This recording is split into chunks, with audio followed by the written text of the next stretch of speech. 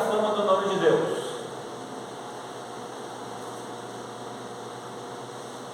Então aqui na minha tradução diz a cura de 2 cegos e do mudo. E partindo Jesus dali, seguiram-no 2 cegos, clamando e dizendo: tem compaixão de nós, filho de Davi. E quando chegou a casa, os cegos se aproximaram dele e Jesus lhes disse: credes vós que eu possa fazer isso? Disseram eles: sim, Senhor. Tocou então os olhos deles, dizendo: seja-vos feito segundo a vossa fé. E os olhos se lhe abriram. Jesus ameaçou-os ou os advertiu severamente, dizendo: olhai que ninguém o saiba. Mas tendo eles saído, divulgaram a sua fama por toda aquela terra. Então olha que interessante como fala o versículo 31 na CF. Divulgaram a sua fama. Na King James atualizada, propagaram os feitos de Jesus por toda aquela região. No texto majoritário de Hodges, divulgaram o seu nome por toda aquela região. Então, divulgaram a sua fama, divulgaram o seu nome, propagaram os feitos de Jesus. Muito bem. Missões e a fama do nome de Deus. O que tem a ver esse texto que nós lemos, a cura de 2 cegos com missões? Jesus saiu da casa de Jairo, de onde ele havia curado a filha de Jairo. Ela estava enferma. E após Jesus ter saído da casa dele e de ter curado a filha de Jairo, 2 homens cegos provavelmente já estavam esperando Jesus sair, provavelmente já conheciam da fama dele e provavelmente sabiam do que tinha acontecido lá com a filha de Jairo, começaram a seguir Jesus. Ele estava na casa de Jairo, ele saiu e 2 cegos perceberam que ele saiu, alguém falou para eles começaram a seguir Jesus. E eles clamaram: filho de Davi, título messiânico, tenha compaixão de nós, tenha misericórdia de nós. Jesus então os cura e os adverte para que eles não contassem para ninguém. Mas aqueles 2 cegos, movidos pela emoção, espalharam o que Jesus havia feito, até porque eles chamaram Jesus de filho de Davi, uma expressão messiânica. E isso demonstrava que aqueles 2 cegos acreditavam que Jesus era o Messias. Então, que interessante. Se você ainda não tem Cristo, se você ainda não colocou sua fé nele, você ainda não se tornou um filho dele, não foi tornado um filho dele, você pode clamar a ele por misericórdia, por compaixão. Nesse caso eles clamaram para a cura física. Você pode clamar para a cura espiritual também, crendo que somente Jesus Cristo é que pode dar salvação, porque eles criam que Jesus era o Messias, era o filho de Davi. Agora, por que Jesus disse para aqueles 2 cegos não espalhar o que ele fez? Jesus não veio para salvar os homens, a humanidade, pelo menos aqueles que colocam a fé nele. Não era bom que o nome de Jesus seja espalhado por todo mundo? Não é bom isso hoje? Não é isso que nós ensinamos em missões? O evangelismo, tornar o nome de Jesus conhecido nos confins da terra. Não é isso que Atos 1:8 fala? Por que aqui Jesus diz para que aqueles 2 cegos não espalhassem o que ele tinha feito? Jesus, ele não queria se tornar conhecido pelos seus feitos, porque isso acarretaria na perseguição das multidões, e isso poderia atrapalhar ou dificultar sua missão. Jesus veio para cumprir com os propósitos de Deus, com o objetivo de Deus. Jesus veio para salvar, mas como que ele salvaria a humanidade? O que Jesus veio fazer nesse mundo? Filipenses fala. Pode falar algo, dona Luciana. Sim, mas o que ele fez para nos salvar? O que ele fez pela senhora para lhe salvar? Morreu na cruz. Então, quem deve tornar o nome de Jesus conhecido somos nós. Ele veio para fazer a primeira parte. João Batista veio para anunciar o caminho. Jesus veio para morrer naquela cruz em nosso lugar. E agora nós devemos então tornar o nome dele conhecido. Jesus ele nem saiu da região ali da Galileia. Ele nunca foi aos gentios. Ele pregou sim aos gadarenos, ele expulsou demônios lá e os gadarenos viram. Ele pregou a mulher samaritana, mas ele não foi aos gentios. Jesus ele veio para morrer naquela cruz em nosso lugar, porque isso nós não poderíamos fazer, mas nós podemos tornar o nome dele conhecido, nós podemos tornar o nome dele famoso, nós sim devemos divulgar os feitos de Cristo. Aqueles 2 cegos não deveriam fazer isso. Cristo disse: não façam isso. Vocês lembram quando as multidões seguiram Jesus? Principalmente lá na multiplicação dos pães e dos peixes, né?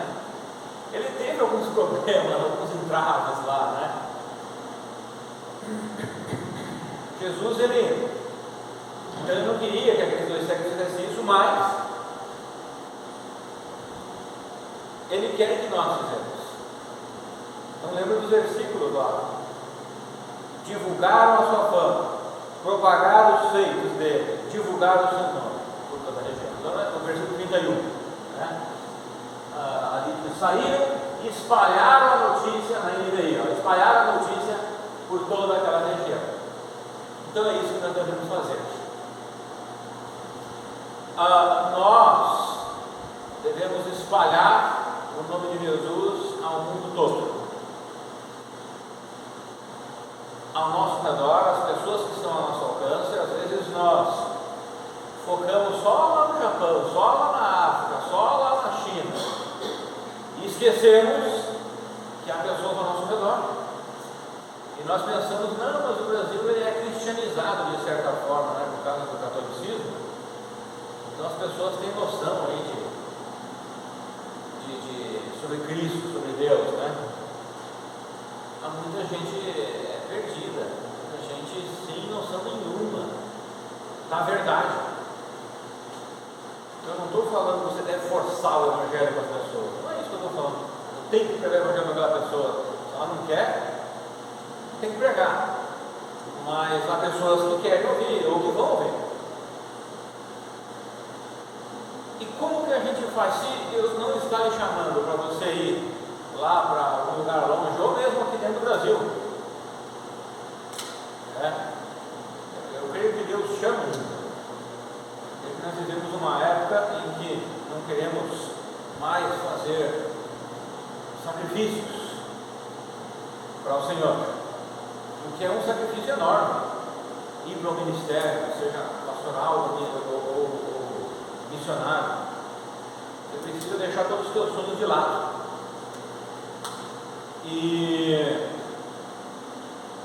Mas então, como que nós podemos fazer se eu não sou chamado para ir? Eu estou falando daqueles que não são chamados. Então você pode, por exemplo, pegar um mês das suas férias e entregar para missões, ou 15 dias entregar para missões, conversar com o missionário e dizer: queria ficar 2 semanas lá no campo contigo e ajudando, se for preciso. Aí você custeia a sua ida, a sua volta, e aí lá você vai ser alimentado, né? Vai ser sustentado lá, você vai ajudar de alguma forma. Você oferece algum tempo das suas férias para missões, é uma forma. Outra forma é o nosso quadro de fé, é a nossa ajuda com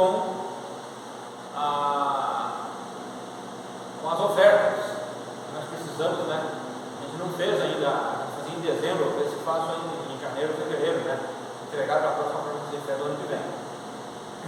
Então, eu ajudo então o pastor Fernando que está lá na África, lá em Moçambique. Deus não colocou isso no meu coração. Até porque assim, irmãos, sinceramente, para alguém sair do seu lugar, da sua família, e ir para lugares assim, outra cultura, se não for o Senhor colocar, Deus não vai, não tem como, né? Lá no meio da selva, lá na África, lá na China, sei lá, lugares assim, né? Eu creio que alguns teriam boa vontade de ir para a Europa. E todo mundo quer para a Europa. É um monte de solteiros tentando arrumar esposa na Europa, né? Para morar lá. Não foi o caso da Rebeca, né? O Paulo que veio para cá, né? Eu falei isso porque tem várias mulheres conhecidas minha da Flávia que moram na Noruega, várias esposas, eles estão bem lá, né? Eles são até da igreja. Mas não iria, mas uma pessoa, um crente, assim, ele não iria pela vontade de Deus, pelo chamado de Deus. Ele iria porque quer morar nos Estados Unidos, ou na Europa, ou no Canadá, né? Como estão chamando no Canadá, né? Você vai morar lá. Agora, aquele que tem o chamado, Deus está chamando, não interessa para onde for, seja para a Europa, para o Canadá, para qualquer lugar, ele vai fazer sacrifício. Diferente. Está atendendo o chamado do Senhor. Então é outra forma de eu fazer o nome de Jesus Cristo ser famoso nos confins da terra, com a promessa de fé. Porque então eu ajudo lá o pastor Fernando Moçambique, eu ajudo lá o pastor Adriano na Argentina, eu ajudo lá o pastor Luiz Miguel em Minas Gerais, e eu fico aqui, no meu emprego, no meu trabalho, onde Deus me colocou, e Deus tem me abençoado, e eu ajudo esses outros que Deus chamou, e Deus tem abençoado. Então não tem problema com isso. Você se envolve com comissões da mesma forma, sendo fiel dessa forma. Como eu falei, você pode dar um pedaço das suas férias ou toda ela para um campo missionário. Então, e pode ser, né? Então, que você se pergunte, né? Como eu falei, mas não seria bom todos saberem de Jesus? Isso não é o que deveríamos fazer, tornar o nome de Jesus conhecido no mundo, né? Sim, é verdade. Nós devemos tornar o nome de Jesus conhecido no mundo. E isso se faz com missões, evangelismo e testemunho pessoal. Existem igrejas, pastores, irmãos com programas. Nós temos a BBN, é um deles. Nós temos outros programas, outras rádios no Brasil, pela internet, que procuram divulgar o nome de Jesus. Recentemente eu conheci uma rádio no interior, bem no interior lá do norte, onde chega o evangelho para algumas pessoas alguns lugares que são bem distantes deles, né? Então nós precisamos sempre investir em missões, mas também precisamos lembrar que Jesus tinha um propósito específico na sua primeira vinda. Também devemos lembrar que Jesus pode salvar quem Ele quiser e quando Ele quiser. Mas é certo que hoje nós devemos proclamar o nome de Jesus a todo mundo. Jesus disse para aqueles homens não falarem a respeito dele. Hoje em dia Jesus diz para nós falarmos do seu nome. Nós estamos falando, nós estamos proclamando, não só falar com a minha boca, mas eu posso falar também investindo, como eu dei alguns exemplos. Na sua primeira vida, Jesus veio cumprir com o seu propósito, preparar a salvação. Agora que nós já temos a salvação, devemos proclamar as nações. Aqueles cegos, então, empolgados com a cura que o Messias deu para eles, divulgaram a sua fama, propagaram os feitos de Jesus, divulgaram o seu nome. Mas fizeram isso antes do tempo. Agora, nós que já fomos curados espiritualmente pelo Messias, nossas almas foram curadas pelo Messias, nós estamos empolgados com essa cura a ponto de que isso nos leve a propagar os feitos de Jesus e divulgar a sua fama e o seu nome através de missões. Nós fizemos isso também com os cultos. Os cultos, eles são abertos ao público. Sempre tem pessoas vindo aos cultos, ouvir a palavra de Deus. É outra forma de fazer missões, mais indiretamente. Trabalho com as crianças que tem todo mês, de outra forma. Sempre quando temos as programações na igreja local, de homens, de mulheres, de jovens, de outra forma. Nós tivemos o encerramento de jovens e veio uma jovem visitante pela primeira vez. Então são formas também. A gente convida, vai convidando, e a gente faz a programação e a gente procura incentivar. Então, a nossa participação em tudo que envolve as coisas da igreja local e do evangelho, da igreja local, de certa forma ajuda indiretamente ou diretamente com missões. Ouça o que Jesus disse em Marcos 16, 15 e 16, bem conhecido. Ele ordenou: enquanto estiveres indo pelo mundo inteiro, proclamai o evangelho a toda criatura. Eu gosto dessa tradução aqui em James atualizada, porque ela coloca de forma correta, que está no grego. Enquanto estiveres indo pelo mundo inteiro, ou seja, é contínuo. Enquanto eu estiver vivendo nesse mundo, trabalhando, participando de uma festa de Natal, de uma festa de Ano Novo,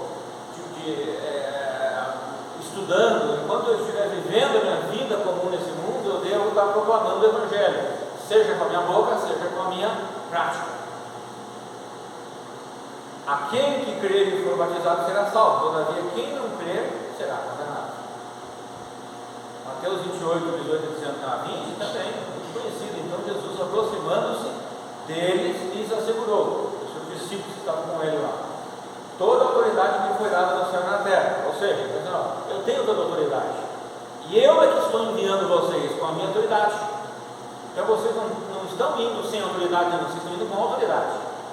Portanto, ide e fazei com que todos os povos da terra se tornem discípulos, batizando-os em nome do Pai, do Filho e do Espírito Santo, ensinando-os a obedecer a tudo quanto vos tenho orientado, e assim eu estarei permanentemente convosco até o fim dos tempos.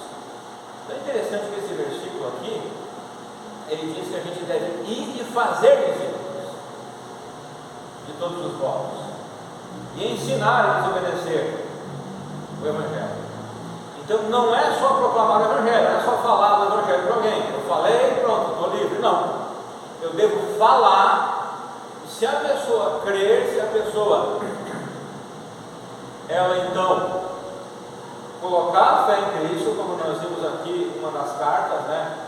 Júlia e Flávia, acho que é do pastor lá do Maranhão, que estava colocar a fé em Cristo, estava começando a fazer isso tudo. Então não é só falar do Evangelho, é falar e a pessoa aceitando. Agora você começa a trabalhar, discipular, fazer discípulos. Hoje em dia, missões e a fama do nome de Deus, ou tornar o nome de Jesus conhecido, divulgando, estão atrelados. Piper disse o seguinte: Deus é apaixonadamente comprometido com a fama do seu nome e que ele seja adorado por todos os povos do mundo. Isso não é egomania, é amor. As missões são nossa maneira de dizer: a alegria de conhecer Cristo não é um privilégio privado, tribal, nacional ou étnico.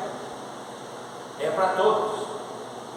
E é por isso que nós vamos, porque provamos a alegria de adorar a Jesus e queremos que todas as famílias da terra sejam incluídas nessa alegria de adorar a Jesus. Você está dizendo aqui que Deus ele é apaixonado pelo seu nome, não que é uma egomania, né? Mania de ego, de querer ser o melhor, aparecer, sabe, né?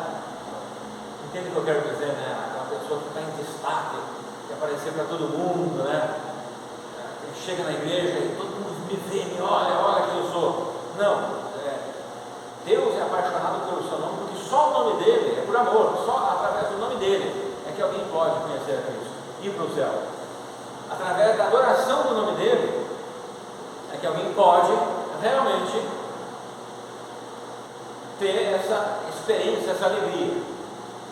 E o conhecer a Cristo não é um privilégio privado, para mim só, não é tribal, nacional, ético, ou seja, vamos ficar só entre nós, só a nossa igreja aqui, e os outros que se explodam aí fora. Não. Só no Brasil. Não é como os americanos não fizeram assim, só nos Estados Unidos o evangelho, não, tem espalhado para todo mundo. Veja que interessante essa outra história. Josué, pode colocar lá, na área agora, 9, 3 a 10. Josué 9, 3. Josué capítulo 9, versículo 3. Os moradores de Gibeão, porém, ouvindo o que Josué fizera em Jericó com Ai, usaram de estratagema e se fingiram embaixadores, e levaram sacos velhos sobre os seus jumentos e odres de vinho, velhos, rotos e consertados, e nos pés sandálias velhas e remendadas em roupas velhas sobre si, e todo o pão que trazia para o caminho era seco e bolorento. Foram ter com Josué ao arraial, a Gilgal, e lhe disseram, a ele e aos homens de Israel, chegamos de uma terra distante, fazei, pois, agora aliança conosco. Os homens de Israel responderam aos heveus, porventura habitais no meio de nós? Como, pois, faremos aliança convosco? Então disseram a Josué, somos teus servos. Então lhes perguntou Josué, quem sois vós? De onde vindes? Responderam, teus servos vieram de uma terra muito distante, por causa do nome do Senhor teu Deus, porquanto ouvimos a sua fama e tudo quanto fez no Egito, e tudo quanto fez aos 2 reis dos amorreus que estavam dali no Jordão, Seom, rei de Esbom, e Og, rei de Bazã, que estava em Astarote. Então esse povo, os heveus, eles estavam bem ao norte de Israel, e eles ouviram então que Israel estava dominando tudo, e eles ficaram com medo, eles vão dominar nós também. Então eles se vestiram ali de roupas velhas, outros velhos, com bolorento, para dizer que eles vieram de uma terra muito distante, né, que o tempo até de chegarem ali foi muito grande. Por isso que eles estavam todos como esfarrapados, né? E a comida velha. E eles disseram, olha, nós vemos de longe, tudo, né? Quando fala, eles disseram aos heveus, é o escritor, né? Falando, no momento ele não sabia quem eles eram. E daí eles dizem, não, mas nós vamos fazer aliança com vocês não estão no meio de nós, não, nós vamos para uma terra longe, longínqua, e nós somos teus servos, estamos aqui, nos dispondo a ser servos de vocês. E daí, se eles fizessem aliança, e depois descobrissem que eles eram os heveus, logo ali ao norte, eles não podiam quebrar a aliança, né? Algo não podia acontecer, né? Mas o que eu quero chamar a atenção aqui não é na história toda em si, eu tentei aqui resumir, mas é no versículo 9, eles disseram assim, teus servos eram de uma terra distante, porque a gente ouviu falar do nome do Senhor, de Yahvé, o teu Deus, Josué, e a gente ouviu tudo, ouvimos a sua fama, a fama de Deus, de Yahvé, e tudo quanto ele fez por vocês no Egito. Olha, Josué, nós viemos de longe, porque nós ouvimos falar que o teu Deus é poderoso, viu? Tudo que ele fez, nós ouvimos falar tudo que ele fez para vocês, livrando vocês do Egito, e nós ouvimos também tudo que ele ajudou vocês contra os outros povos, ali o rei de Seom, de Esbom, de Bazã, em Astarote, e que vocês dominaram todos eles. Nós ouvimos, que o Deus de vocês é um Deus de grandes feitos, poderoso. Então aquele povo chamado de heveus, que ficava ao norte, ficou sabendo de que Israel havia derrotado a grande cidade de Jericó e também a cidade de Ai. Então eles temeram Israel, e por causa da fama do nome de Deus, resolveram se submeter a Israel. Então é interessante que aquele povo ficou sabendo dos grandes feitos de Israel, por causa do seu Deus. Eles não elogiaram a Israel em si, mas eles disseram, a gente ficou sabendo da fama do Deus que vocês servem. Eles reconheciam que foi Deus quem tirou o povo hebreu do Egito e que os ajudou a derrotar a cidade de Jericó e de Ai. Então, irmãos, nossas vidas, nossas famílias, nosso trabalho, nossos estudos e nossa igreja devem proclamar os feitos de Deus. O mundo deve nos ver e saber que Deus está ao nosso lado, que Ele está nos ajudando a a fazer o que fazemos, a ser o que somos, a ter o que temos. Quem tem fama na sua vida? O seu nome ou o nome de Deus? Pergunta que a gente deve fazer. O que eu devo fazer? O que tem acontecido na minha vida? É somente por força minha, por artimanha minha, ou porque o Senhor Deus tem me ajudado, tem me abençoado? Como que você tem lidado com a sua vida espiritual?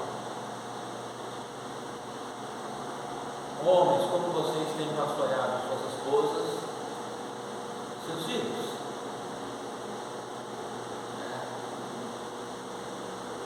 Como que isso tem acontecido na sua casa? Só você adora a Deus ou o resto não? O pastor Fernilson hoje estava falando, né? Eu tinha assistido sobre Brasil Paralelo, sobre as facções do Rio de Janeiro. Ele falou mais um pouco hoje.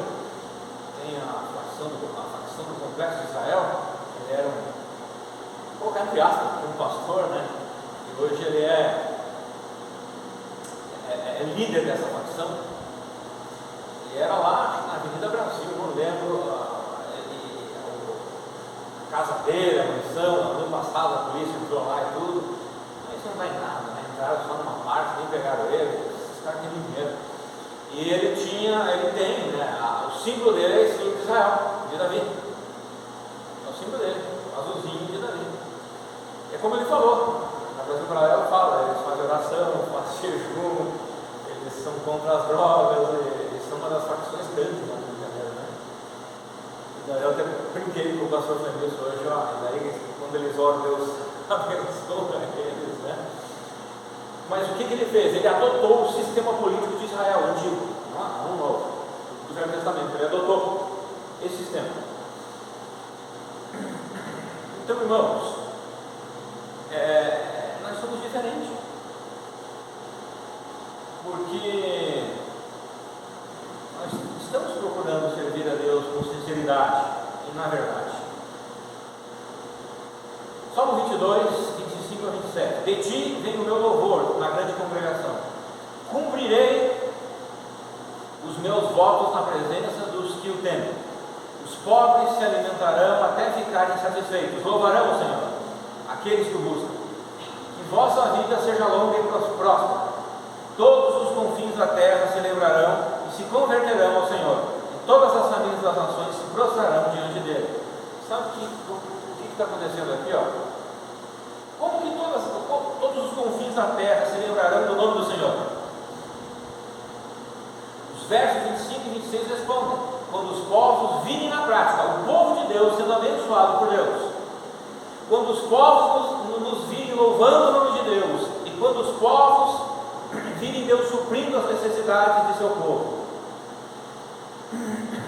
Você, como igreja, tem ajudado na proclamação do nome de Deus, ou você, com as suas atitudes egoístas, particulares, hipócritas e idólatras, tem atrapalhado a divulgação do nome de Deus ao mundo através da sua igreja? Como que você, homem, pastoreia a sua família? O mundo, ele pode vir para a sua família e dizer: eu quero ir para aquela igreja. Ou ele pode dizer: não, eu não vou. Olha o jeito que eles são, a família.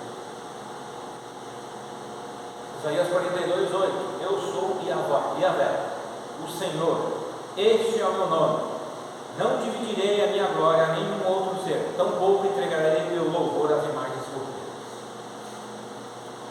Você tem sido aquele tipo de crente que tem travado os projetos de sua igreja com fofocas, maledicência, comentários hostis, corpo mole, contrariedade, ou seja, ser sempre do contra, murmurações, reclamações, palavras ácidas, cheias de empecilhos e regras inacabáveis, que vive no passado, emburrado, faccioso, detentor da verdade? Ou você tem sido daquele tipo de crente que olha para frente, que é animado, que não dificulta as coisas, é simples, com palavras doces e abençoadoras, destravado, que pensa mais no outro do que em si mesmo, e em suas próprias convicções, de práticas, e que é capaz de fazer certos sacrifícios pelo outro, ou aceitando apesar do outro ser diferente, sem preconceitos? Em qual turma você está? Em qual grupo você está? Como que você tem agido? Salmo 96:3: proclamai a sua glória nas nações, entre todos os povos, as suas realizações maravilhosas. Que maravilhas o Senhor tem feito na sua vida. Nas quartas-feiras a gente ouve, não sei se é muito. Essa próxima quarta, o culto de Ano Novo, será dada oportunidade para você falar de testemunhos durante esse ano. Quais são as maravilhas que você tem para proclamar de Deus em sua vida? Que Deus te aceita apesar de suas fraquezas e de seus pecados? Que Deus te abençoa mesmo que você não merece? Ou para você as maravilhas de Deus é que você é puro, quase perfeito, é que você consegue ler toda a Bíblia e consegue vir em todos os cultos? Isso é mania, isso é glória para si.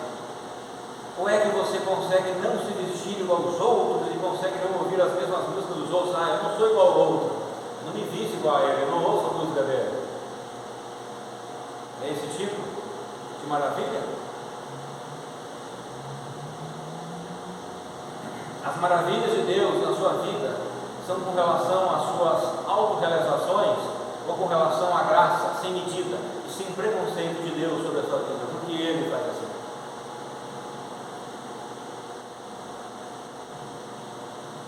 Porque muitas vezes nós chegamos para o outro e dizemos que ele não é burro, eu sou. E Deus, Ele não olha para nós assim: eu sou totalmente puro, totalmente santo, mas o pastor Rafael é uma lástima. Ele não faz assim comigo. Então por que nós fazemos assim com os outros? Isso não leva o nome de Jesus à fama. Não leva o nome de Jesus a ser conhecido no mundo todo. Romanos 15, 8 e 9: afirmo, pois, que Cristo se tornou servo dos que são da circuncisão, por amor à verdade de Deus, a fim de confirmar as promessas feitas aos patriarcas, e para que também os gentios glorifiquem a Deus por sua misericórdia. Como está escrito: por isso eu te glorificarei entre os gentios e cantarei louvores ao teu nome. Então ele diz assim: Cristo se tornou servo dos que são da circuncisão por amor à verdade de Deus, a fim de confirmar as promessas feitas aos patriarcas. Por qual motivo? Para que os gentios glorificassem o nome de Deus. Cristo sempre lutou contra o legalismo dos judeus, o servindo por amor à verdade do Pai. Você tem sido misericordioso para com o seu próximo, como Jesus foi misericordioso para com os diferentes dos judeus, com o propósito de ganhá-los para Deus, a Deus Pai através da salvação?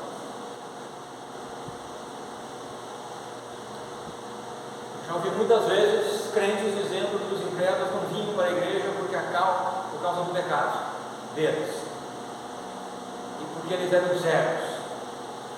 E realmente há alguma verdade nisso. É verdade que eles são cegos, é verdade que eles estão no pecado, mas nós também pecamos, vivemos mais debaixo do pecado. Mas o principal motivo não era esse. Quando eu via dessas igrejas, o principal motivo é porque igrejas legalistas não são misericordiosas com as demais pessoas e são preconceituosas com os que são diferentes. E daí as pessoas não chegam, ou chegam e não ficam. Quero terminar com Isaías 24:4. Exclamareis naquele dia: louvai a Yahvé, invocai o seu nome, proclamai entre todas as nações os seus feitos. Fazei saber que o seu nome é excelso, é maravilhoso.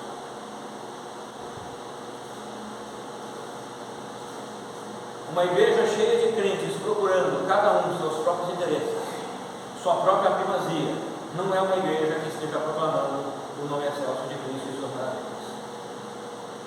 Então devemos nos esforçar como igreja para sermos humildes, simples, procurar a primazia do nome de Cristo, procurar os interesses de Jesus e procurar fazer o seu nome famoso nesse mundo e o nosso nome desconhecido.